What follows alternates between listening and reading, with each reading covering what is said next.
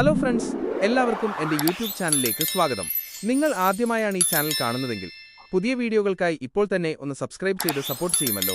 ഇന്ന് ഞാൻ നിങ്ങളുമായി പങ്കുവയ്ക്കുന്നത് വളരെ അർത്ഥവത്തായ ഒരു ചെറുകഥയാണ്. അത്യാഗ്രഹം ആപത്ത് എന്നാണ് ഈ കഥയുടെ ഗുണപാഠം. വളരെ ദരിദ്രനായ ഒരു കർഷകനുണ്ടായിരുന്നു. ഒരു നേരത്തെ ആഹാരത്തിന് പോലും കഷ്ടപ്പെട്ടിരുന്ന അദ്ദേഹത്തിന് അപ്രതീക്ഷിതമായി ഒരു താറാവിനെ കിട്ടി. വലിയ സന്തോഷത്തോടെ അദ്ദേഹം അതിനെ വീട്ടിലേക്ക് കൊണ്ടുപോയി. താറാവിടുന്ന മുട്ടകൾ വിറ്റ് ജീവിക്കാമല്ലോ എന്നായിരുന്നു അദ്ദേഹത്തിന്റെ ചിന്ത. എന്നാൽ എല്ലാവരെയും അത്ഭുതപ്പെടുത്തിക്കൊണ്ട് ആ താറാവ് ആദ്യമായിട്ടത് ഒരു സ്വർണ്ണമുട്ടയായിരുന്നു. കർഷകനും ഭാര്യയും ആദ്യം വിശ്വസിക്കാനായില്ല. അവർ നഗരത്തിലെ ഒരു സ്വർണ്ണപ്പണിക്കാരനെ കാണിച്ച് അത് സ്വർണം തന്നെയാണെന്ന് ഉറപ്പിച്ചു.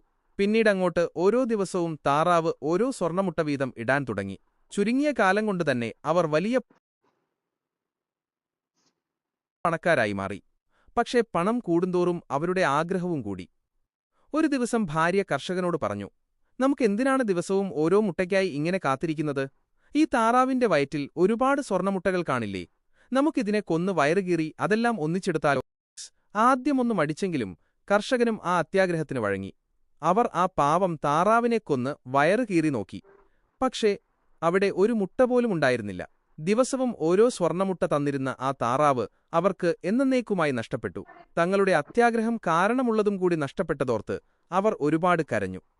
സുഹൃത്തുക്കളെ, ഈ കഥയിൽ നിന്നും നമുക്ക് മനസ്സിലാക്കാൻ സാധിക്കുന്നത് അത്യാഗ്രഹം എപ്പോഴും ആപത്താണ് എന്നാണ്.